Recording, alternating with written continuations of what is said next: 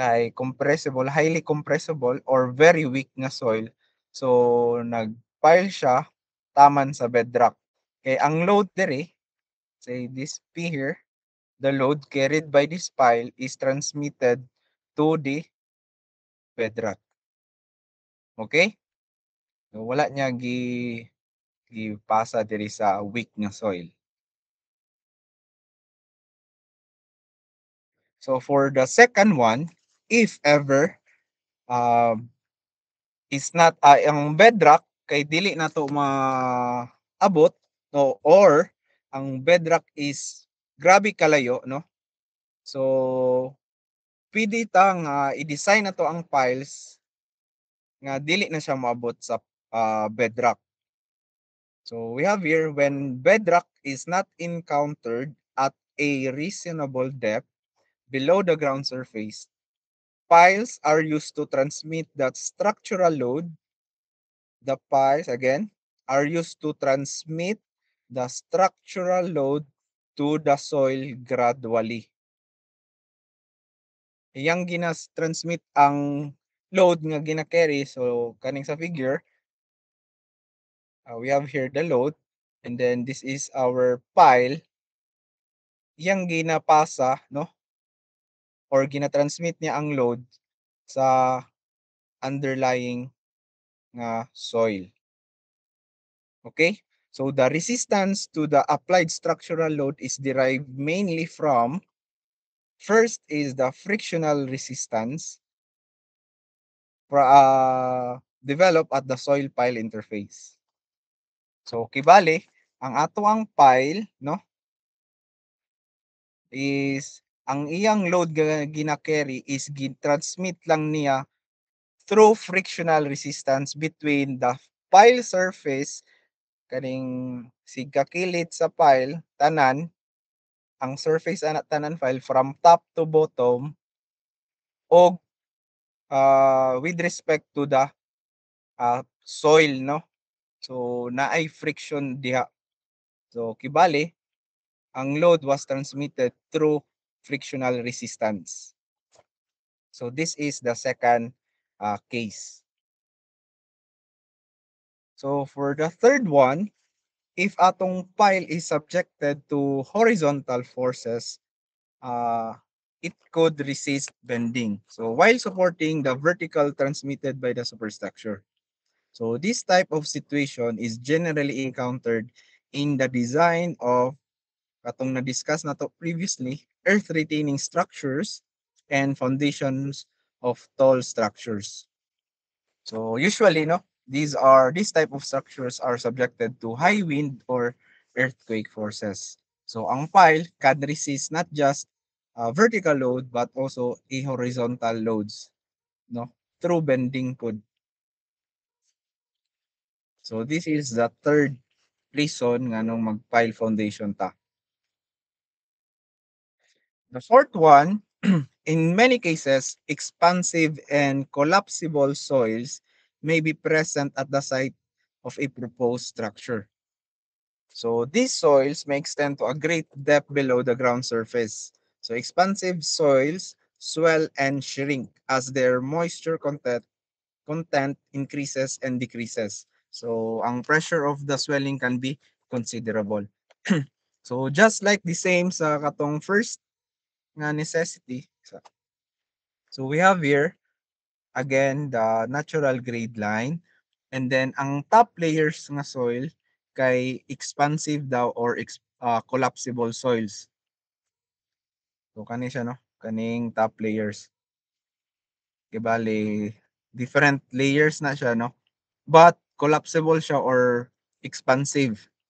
So mangita ta og stable nga soil no at a certain depth dito na to i-transmit kibali for this case naa dire ang stable soil dito matransmit ang mostly ang load no dire sa upper area or layer kay matransmit gyapon siya but since this is kanang expansive of weak siya nga soil so mainly matransfer siya dire sa stable nga soil or less friction sa diri sa upper layers. So for the fifth one, the foundation of some structures such as transmission tower, offshore platforms, and basement mats below the water table are subjected to uplifting forces. So gagamit ang foundation, pile foundation, no, to address the uplifting forces. So usually kanang may mga uplift nga forces due to the water, no, presence of the water. So naiga uplifting forces ana. Therefore, we may use to have the pile foundation, no, to address those kind of situations. Kay it would serve kaning pile, it would serve also as an anchor dito sa stable soil or sa deeper nga strata. And the last one, nganong gapile foundation ta, kay for the bridge abutments and piers constructed over a pile foundations. Kay tungod sa kaning if ang shallow foundation man good kay pwede siya mag-suffer og soil erosion and loss of bearing capacity. So if this is the case, kani is the pile cap, and then we have here the piles, and this is the bridge abutment. So to address the issue on the loss of the bearing capacity of our soil due to the kaning erosion of the soil, mao nang gagamit ta og piles for the bridge abutments and piers. No, kay naaman jud na movement diya sa sides or loss of or erosions of soil. So that's why naay loss of bearing capacity sa atong soil. So this is the sixth reason nganong maggamit ta og pile foundations.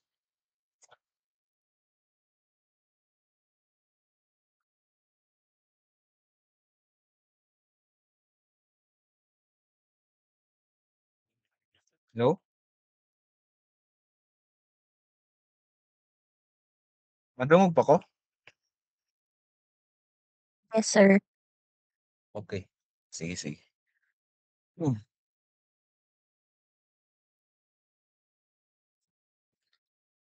So for pile classifications, we can classify piles according to first is ang materials nga gamiton, second is the mode of transfer of our load, the third one is the method of construction, the fourth one is the usage of our pile or pile foundation, and then the fifth one is the displacement of the soil.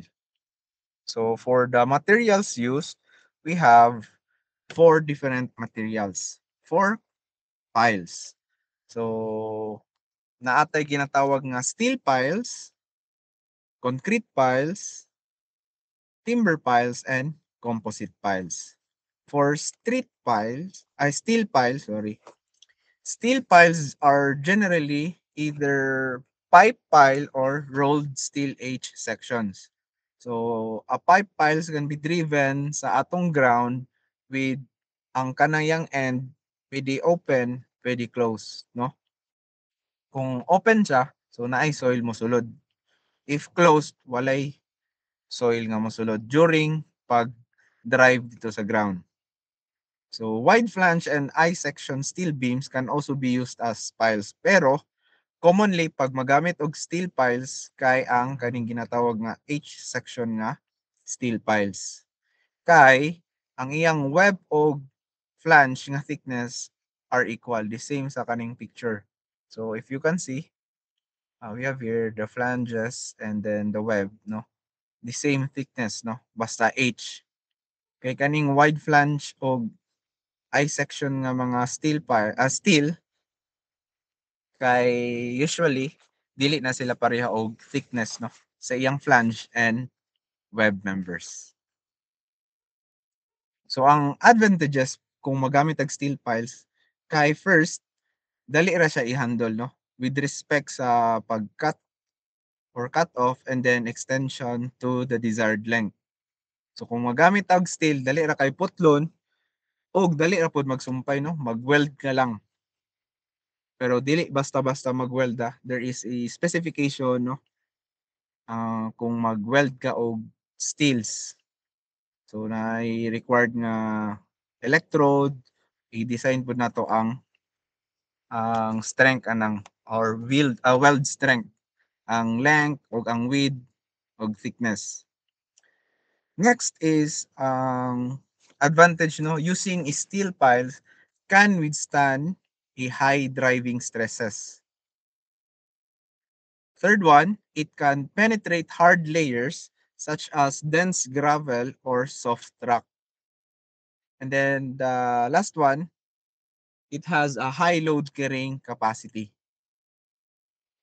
So these are the advantages sa steel piles. Ang disadvantages niya, kung mogamit gani kag steel, mahal jud na siya no. Relatively costly. Basta steel. Kung bantayan ninyo ay if structure no, kay gagamit og mga steel members, mahal kay na siya compared to the concrete one. Next is ang disadvantage kay when driving a steel pile, grabe kasaba. So high level of noise during a pile driving. Third one, kay steel man siya, so it is subject to corrosion. So despite nga naatay preventive measures, no dili jud nato ma-zero na mo-corrode siya. Pero prevent nato siya no. Ang maintenance lang dayon no, daugon. The fourth one, ang H-piles may be damaged or deflected from the vertical during driving. Samot na kung naay ma-encountered nga hard layers and then other kanang mga obstructions during the driving or pag-drive, pagbutang sa ato ang steel piles. So these are the advantages and disadvantages in using steel piles. So steel piles, ang usual length ana is from 15 meters to 60 meters. Tapos ang load ana, usual load is from 300 to 1,200 kilonewtons. So these are for the steel piles. So next, the next material no for piles is the concrete piles. So concrete piles may be divided into two basic categories. First is kaning precast piles. So precast piles can be prepared by using ordinary reinforcements and they can be measured, they can be a square or octagonal in cross section. So ang reinforcement is provided to enable the pile to resist bending no. As usual, pag concrete ganita, it is weak in tension or bending pod. So that's why i-reinforce na to ang concrete sa steel. Tapos in precast piles no, you have to design na there it is indicated nga during ang bending moment may develop during sa pag pick up and transport sa ato ang precast nga piles. So dili lang kamo design sa iyang i-carry nga load as a pile. But since precast man siya no, it is formed and molded in some other site. So therefore, imo na siyang kargahon tapos i-transport nimo sa ato ang site mismo kung aha atong building. So that's why during sa pag-transport pa lang daan og pagkarga og diskarga, i-design nimo siya to resist the different forces such as the bending no. Morning hassle pod sa precast piles. So the piles are cast to desired lengths and cured before being transported to the work site. So ingani man jud ang precast no, precast members. So ang advantages o disadvantages for in using precast piles is first, it can be subjected to hard driving. Next, since it is a concrete, no, it is corrosion resistant. The third one can be easily combined with a concrete superstructure. No, if we have a concrete nga members for our superstructure, dali ra kay siya i-connect no using precast piles. Yung disadvantage is it is difficult to achieve proper cut-off. And then last is as stated kagani no, it is difficult to transport. Kay kung mag-pile na gani ka or mag-design kag pile foundations, mga tag-as jud na no, mga compared sa kanang mga shallow foundations layo ra kayo tag-as man jud na. Therefore, lisod siya i-transport. Samot na sa ato ang kanang bukid-bukid ta. So, dili siya basta-basta ma-transport. Ay, sorry.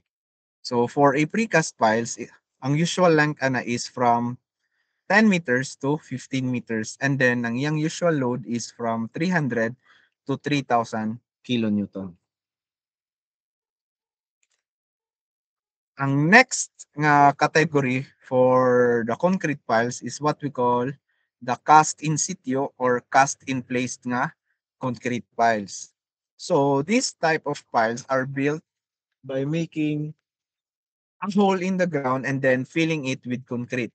So kibali, dito sa site, magbangag na ta og hole, tapos butang ta sa atong reinforcements, and then ayha din nato buhusan. So dito na siya buhaton dito na mismo buhaton ang ato ang concrete pile. Sa bangag na siya mismo. So various types of cast in place na concrete piles are currently used in construction and most of kaning duha no pwede mo gamit og pedestal sa ubos. So to discuss, first one is what we call cased in situ, cased cast in place pile. So kani, these are made by driving a steel case into the ground with the help of a mandrel placed inside the casing. So kung tanaw na to sa figure, we have here kani first, kani siya. So we have a casing no, steel casing, i-drive na to na sa ground. Tapos kanang hollow man ang sulod ana. Tapos sunod ibuta kani to. Butang na to ang reinforcements and then kaning third is ayha ka magbuhos. So this is for the cased cast in place pile. So when the pile reaches the proper depth of the depth the mandrel is withdrawn and then the casing is filled with concrete. So mao to. I-drive na to again I-drive siya ang casing i-drive to sa ground. So at a certain depth or the required depth sa atong design, mag-stop siya and then butang ning ka sa atong casing, ay sorry, sa atong reinforcement and ayha din ka magbuhos. So that is for the cased in situ or cast in place na pile. Ang second is what we call kanisa. The usual length for the cased cast in place nga pile is 5 to 15 meters and then we have here the maximum length, it is 30 to 40 meters. Ang usual load is 200 to 500 tapos ang approximate nga maximum load is 800 kilonewton. Again, this is for case cast in place nga pile.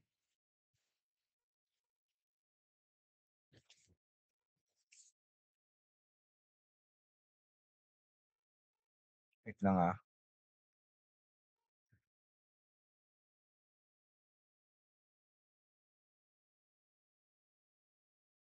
sorry. So next is the advantages and disadvantages in using this kind of pile. So for this type, it is relatively cheap,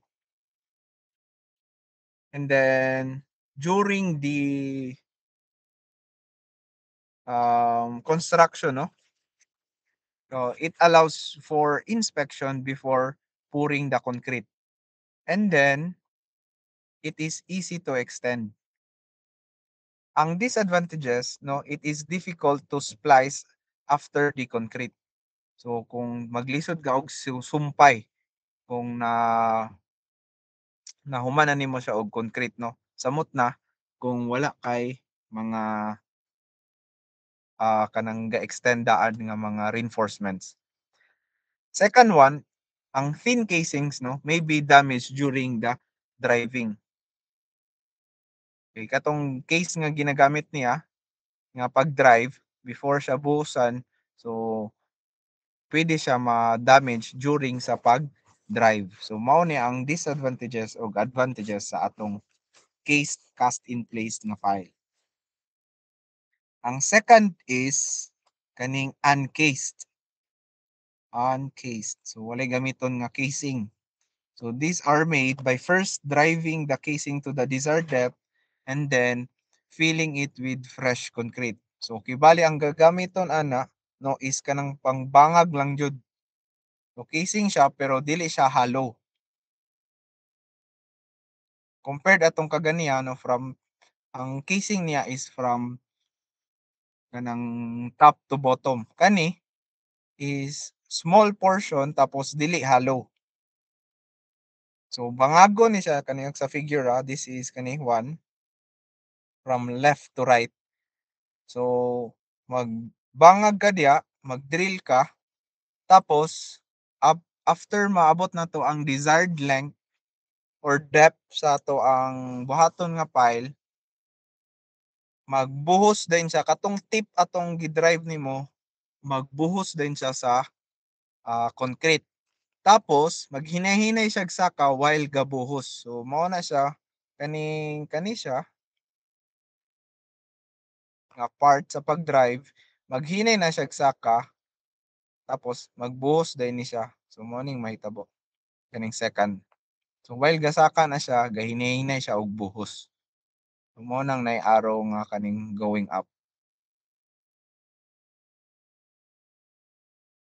For this type of pile, ang usual length is the same lang gyapon kaganiya. That is 5 meters to 15 meters. And then ang maximum length is also the same, 30 to 40 meters. Ang usual load is from 300 to 500. I think this is lesser compared sa kaganiya. And then the approximate load is also lesser. That is 700 kilonewton. So in using this one, ang advantage is also the same sa katong case, no. Initially economical. So baratohon jud siya. Tapos can be finished at any elevation. So pwede na to siya mahuman. So at any elevation or depth sa atuang pile. Ang disadvantages in using this type is voids may be created if concrete is placed rapidly. So dapat i-sure jud nimo or strategize jud nimo, no, kung magbuhos ka dili nimo dali-dalion kay mo form man siya og voids.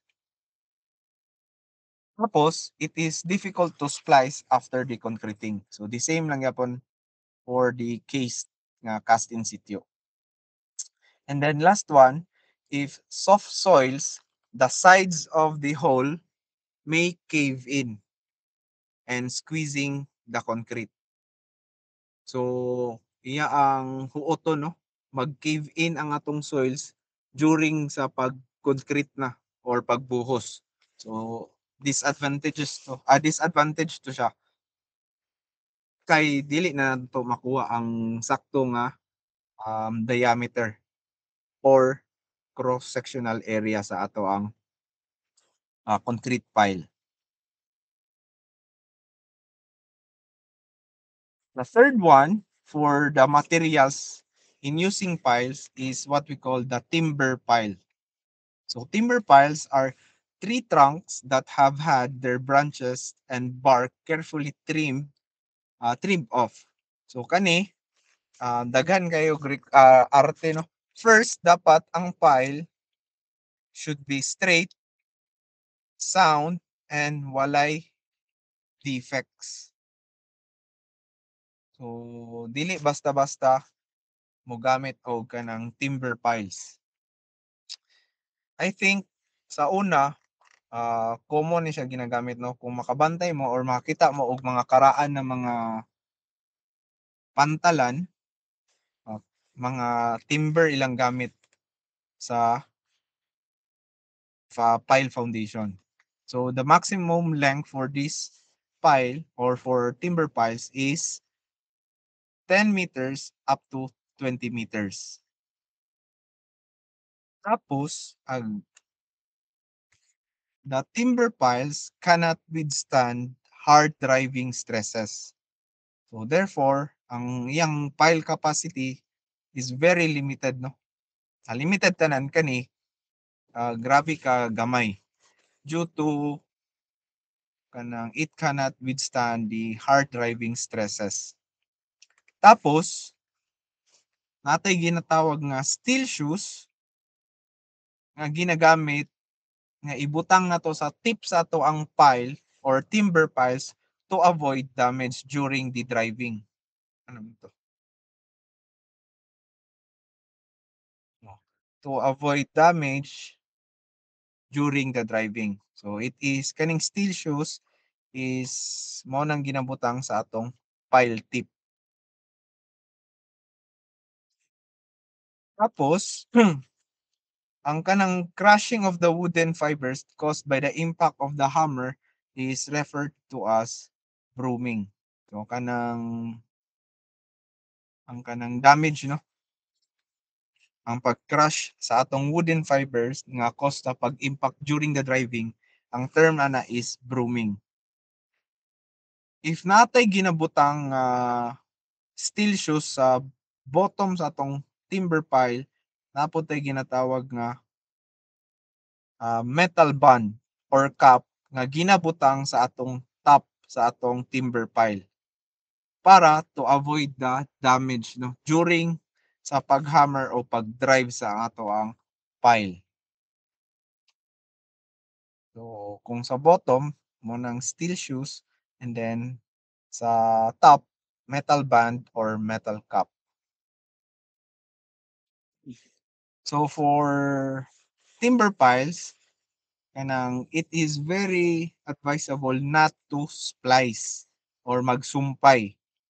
Pero in cases nga need jud siya magsumpay, naatay ginatawag nga kaning pipe sleeves. So first, sabi, okay.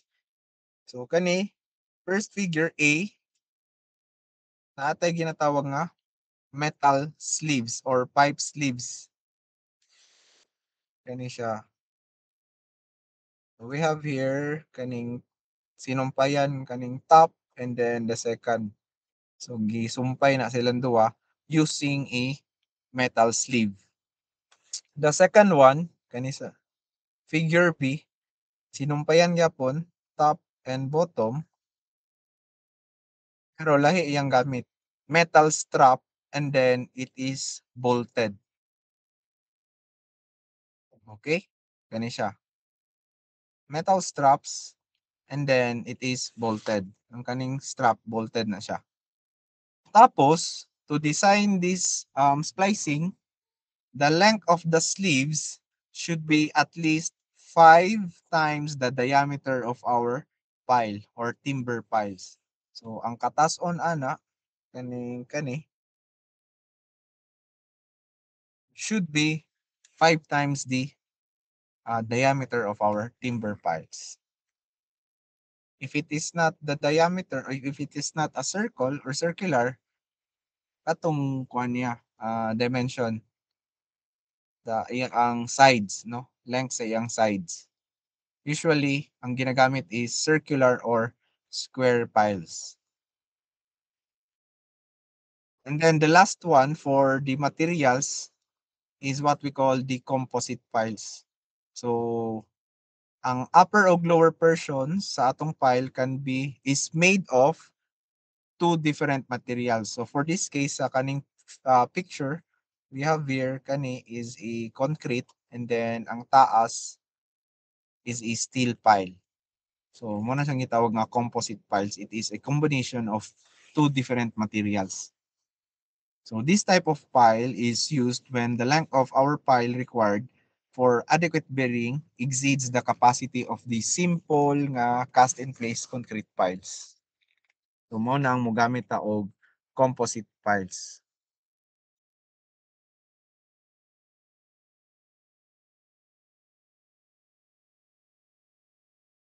So any questions, class, or so far?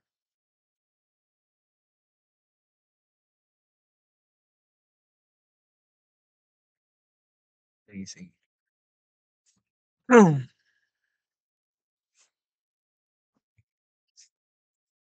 So continue ta.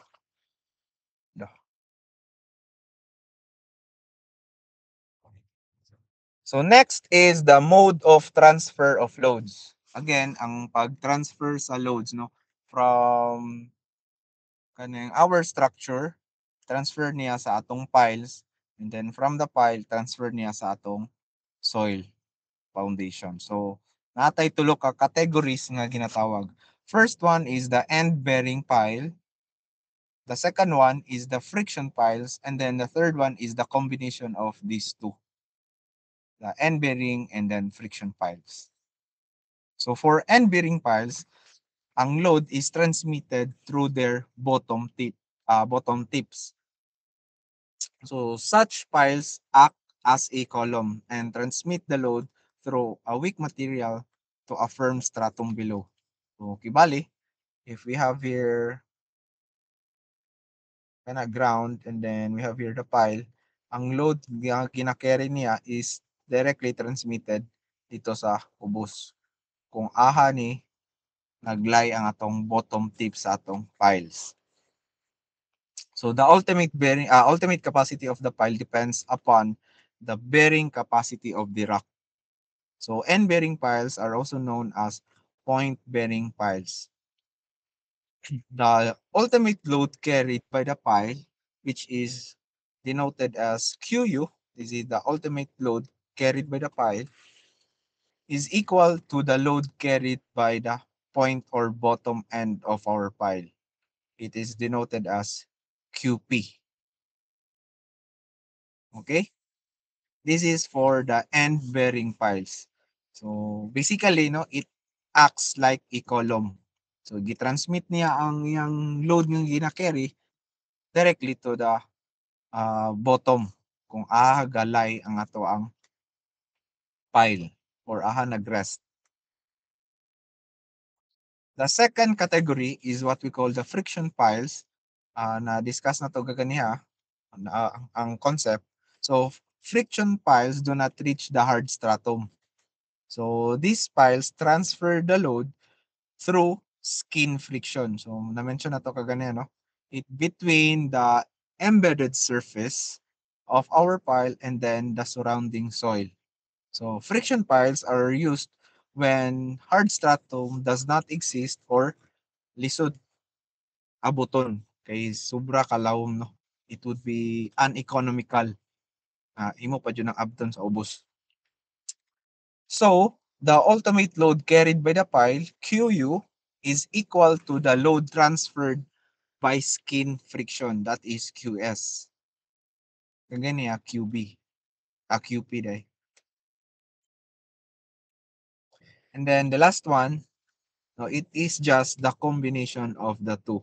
So the piles transfer the loads by a combination of the end bearing tapos katong friction along the surface of our pile shaft. Therefore, the ultimate load carried by the pile QU is equal to the sum of the QP, which is the load carried by the pile point or QB, and then the load carried by the friction QS. So these are the three categories for the mode of transfer of our loads. So later on, we will discuss the different formulas. No? Next is the method of installations. So there are five categories. First is driven piles. Second is driven and cast in situ piles. Third is bored and cast in situ piles. Fourth is screw piles. And then we have the jack piles. So for driven piles, uh, as the name suggests, it is driven, no, sa soil. So piles are driven into the soil by applying blows of a heavy hammer on their tops. Kung nakabantay mo sa una, sa kanang Isalina Bridge, kanang sa bridge near our City Hall, during the construction of the dam, kung mag-agya mo diya, or some other places, kung makita mo pile nga gina-drive, no, kanang ang kanang hammer nga kuan, there is required number of blows. So dili ka basta-basta nga imura ng duk-duk-duk-duk ko ng piles.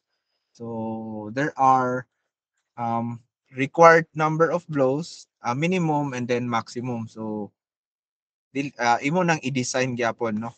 Kani siya oh. Kaning kani blows, no. Soil by applying blows of a heavy hammer. So muna ang driven piles. Gibali, mura siya og kanang na precast and then imo din siyang i-drive sa ato ang soil or ground. Next is the driven and cast in situ piles. So these piles are formed by driving a casing as discussed earlier. Mag-drive ka og casing with a closed bottom end into the soil. Tapos, ang casing is later filled with the concrete. So, in using this one, pwede na to kwaon or dili kwaon ng casing. So, depende na sa inyo if you are the contractor or the project engineer, so you have to decide. Pwede ra dili, pwede ra kwaon.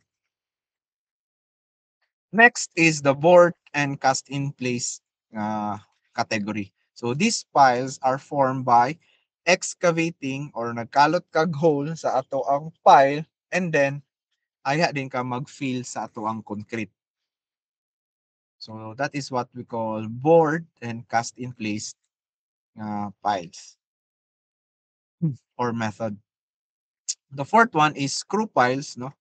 Just like the screw, ingato ang iyang pag-drill or paglubong sa ato ang piles.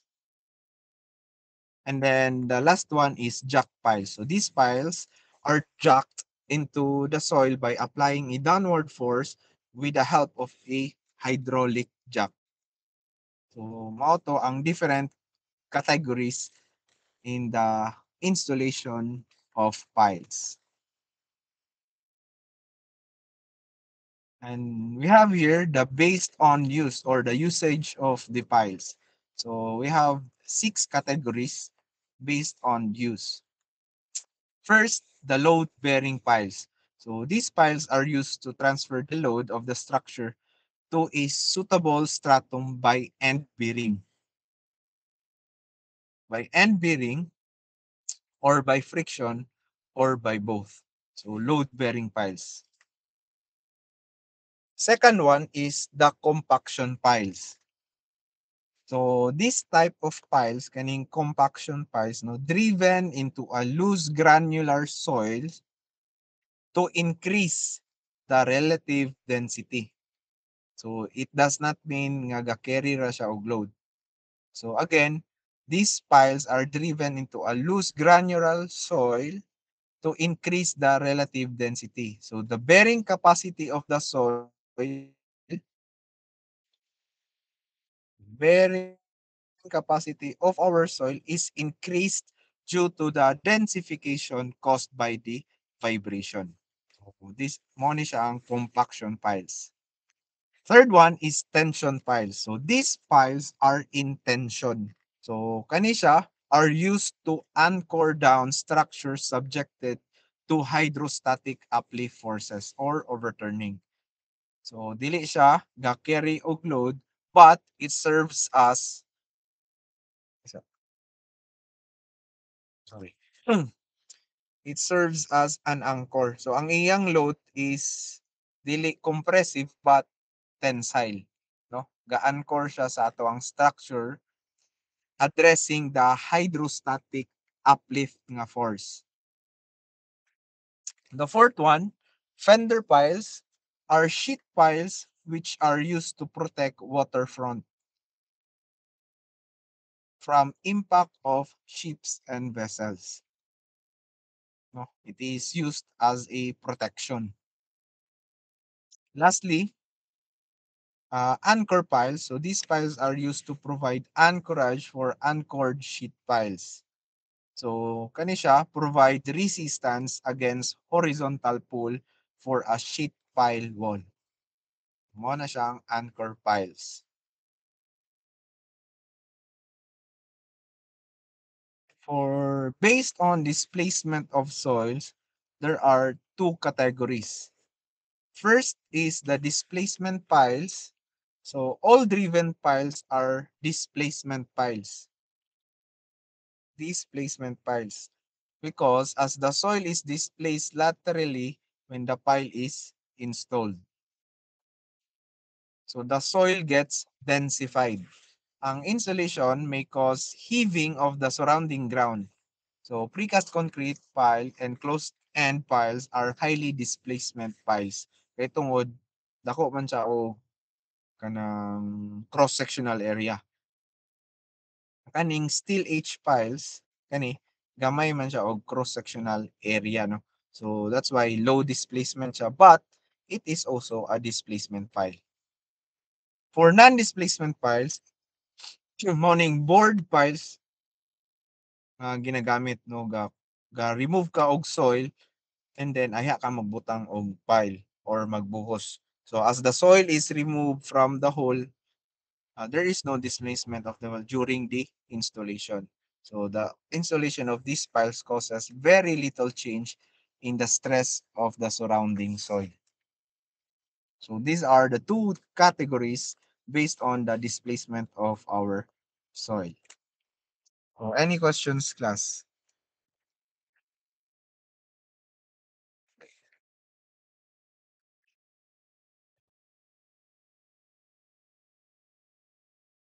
Yes.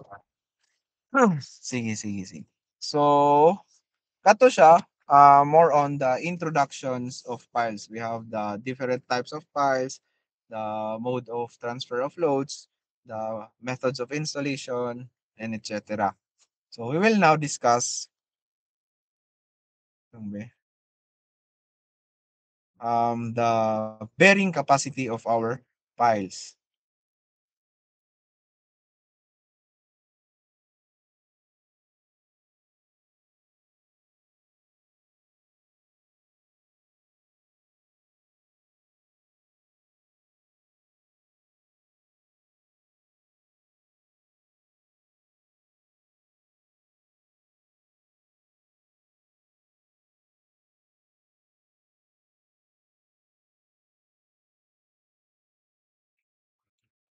Kita na?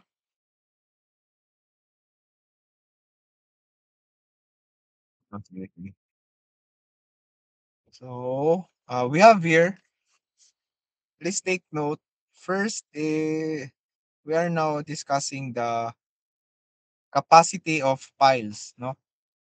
Pero focus solely on clay or cohesive soils. Again, we are now discussing capacity of piles but based on clay and cohesive soils. Kay lahi po tong sa non-cohesive or sand nga soils. The first one, kaning ultimate bearing capacity of piles, denoted as sigma B. So it is equal to the cohesion of the soil, C, and then we have here the bearing capacity factor, the same lang yatong na-discuss na to earlier, and then the area of the pile at the tip, the cross-sectional area of the pile at the tip. For example, we have here a figure of pile. This is the ground level, and then we have here the length of our pile, This is the stress allowable or the carried load. Tapos ang ato ang bearing capacity kani sigma B, no, is focused solely at the tip of our pile. So mauna ang sayang formula, that is area of the tip of the pile. So if we have a circular nga pile, therefore ang area is gamiton is for circle. And then if it is square or rectangular, therefore area for the rectangle or square. Okay?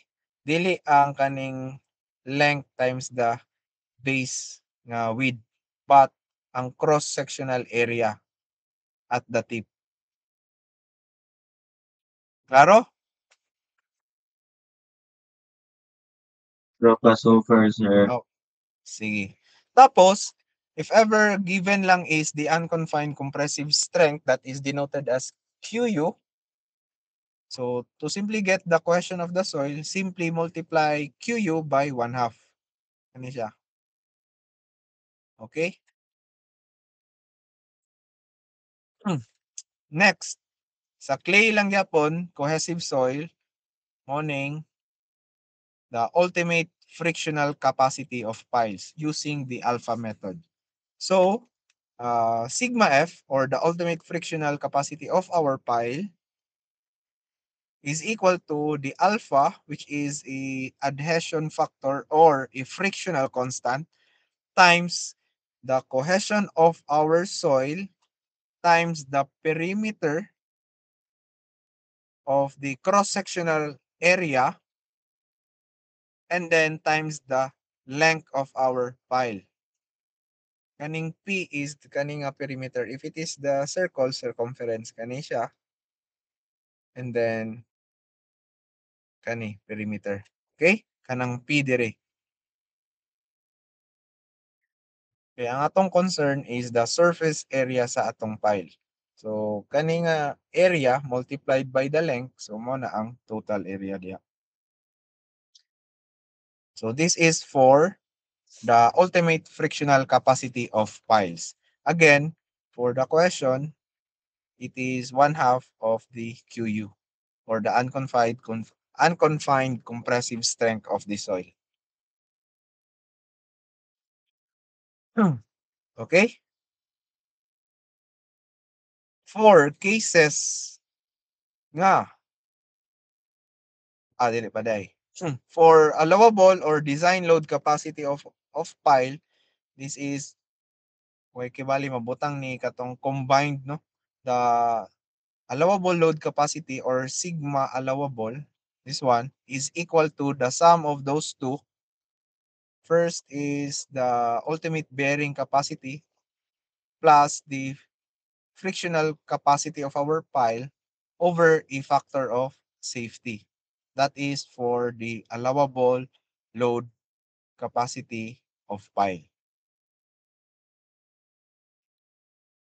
In cases nga duha ka layers, so we have here friction capacity of pile for 2 or more layers of clay.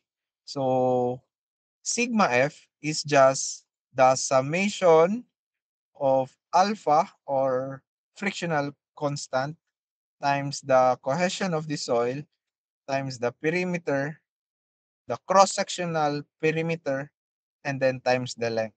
So for example, we have here a soil, two layers of soil with different given kani layer 1, layer 2. So mao din ni ato ang pile kana. So ang mahitabo naatay ginatawag nga, oops, sorry. Naatay ginatawag nga kani sigma F1, or the ultimate frictional capacity 1, and then the sigma F2. Sigma F1 is for the first layer, and then sigma F2 is for the second layer. So we duha ka book imong isolve nga for this case, kay duha man siya ka layers nga ultimate frictional capacity of pile. So, kibali, our ultimate frictional capacity nga QF is the sum of those two. So, QF1 is equal to the alpha 1 that is given sa kaninga problem kani times the cohesion of the upper layer or the layer 1 also given times the perimeter of our cross-sectional area of the pile, which is this one, and then the length one or the depth of the first layer. Ano siya? I don't know if maklaro ninyo. No? The depth where our pile is exposed to the first layer. And same goes with QF do, no? Is ang kuan lang is ang kaniyang second layer. So we have here QF2 is equal to the alpha 2 or the frictional constant 2 given gyapon, and then the cohesion of that layer denoted as C2 also given, and then the perimeter dili na siya mag-change, no? Ang the same lang og cross-sectional from top to bottom. So the same lang the cross-sectional area of the pile, tapos ang depth sa ato ang layer 2, this one. So solving for that, substitute lang tanan and then i-add dayon ang duwa. So we have mao ni siya. The ultimate frictional capacity of the pile in this condition kani siya is equal to 273.6 kilonewton. Okay? Karon nganong QF raman?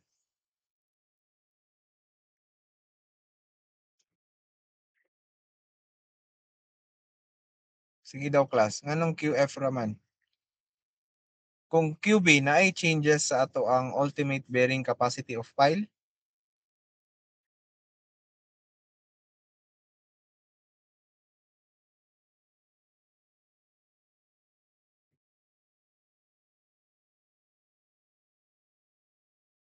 Oh, kato ning isa.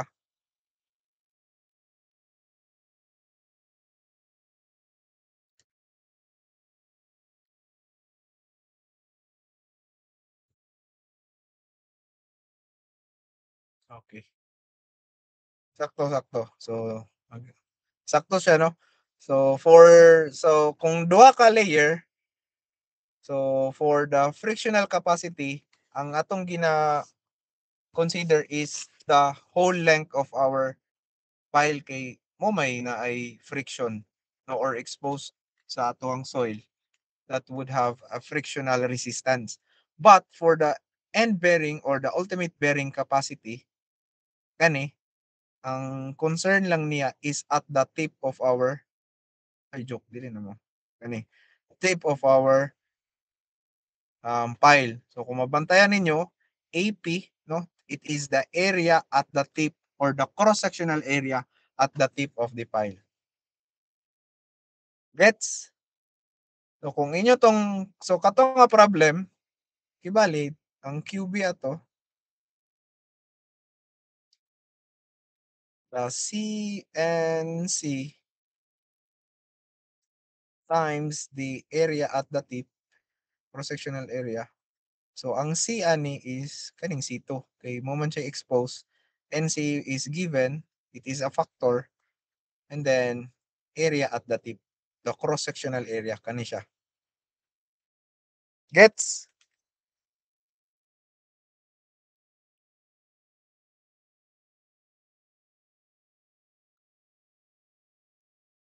Okay?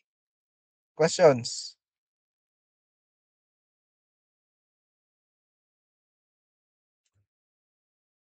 Any questions?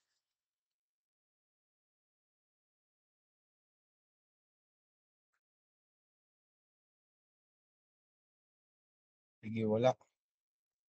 So naguna naman ta og lisod nga problem. Dito na punta sa sayon.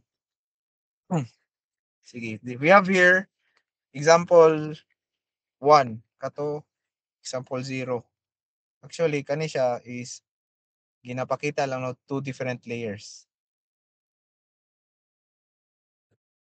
So we have an example. Evaluate daw the resisting capacity against axial load due to skin friction of a concrete pile embedded into a layer of plastic clay, given the following conditions. So we have the size of our pile that is square.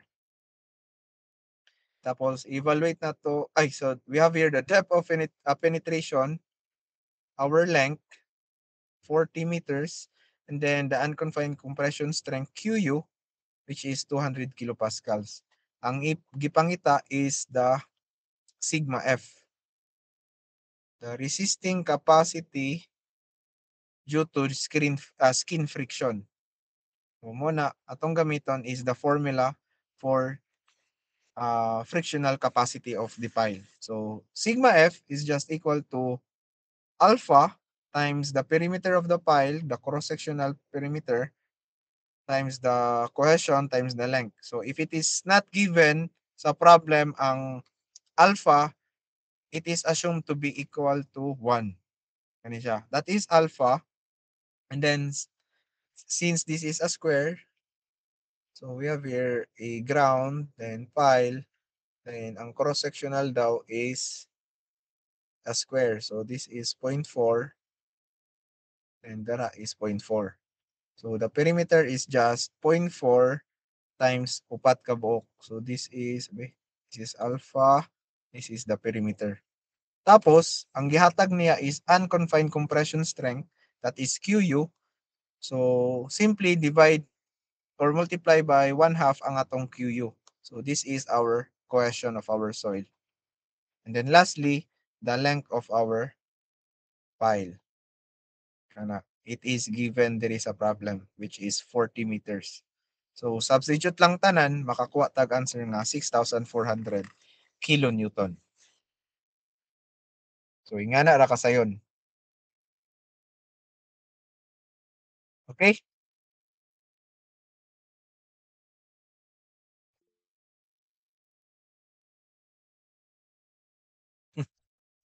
Depende. Sige. Next problem. Kana sayon na kay na kani different.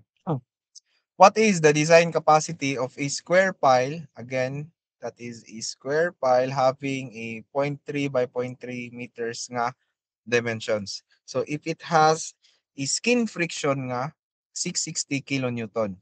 So gihatag ang skin friction. Assume cohesion of our soil is 90 kilopascals and then the bearing capacity factor NC is 9. Use a factor of safety of 2. So ang gipangita ani is the design capacity. So that is katong kani nga formula. The design capacity is equal to the sum of the uh, ultimate bearing capacity and the ultimate frictional capacity of the pile over the factor of safety. So since given naman ang frictional capacity, that is C60. Oh. So isolve lang nato ang bearing in kilonewton din oh. So we have here the ultimate bearing capacity, the CNC times the area tip. So again, C is the cohesion, then the capacity factor, the area of the tip of the pile. So simply substitute lang tanan, given na siya 90 is the cohesion, 9 is the factor, dayon ang area it is a square, pwede na 0.3 squared or 0.3 times 0.3. Therefore, we have here the ultimate bearing capacity of the pile is equal to 72.9 kilonewton. Tapos again, substitute lang tanan diri sa ato ang design capacity nga equation, we can get that the design capacity is equal to 366.45 kilonewton. So, nga na, rajud ka sayon.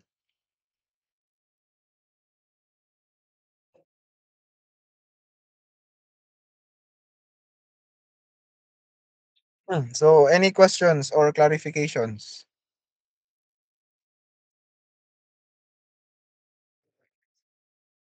Wala. Sige. So, diha lang sa tataman kay ang next ani is the katong pile on different layer. Lahi nga soil. So, we will discuss that tomorrow nga online class. Okay? So, natubag na inyong pangutana. Online class ta ugma. Unsa man talugtog? Ay sir, Das nakoy topic kasi sir, may kanang kwan sir, kanang always ba jud sir na same ra og area ang kwan sir, ang si tawag ni ang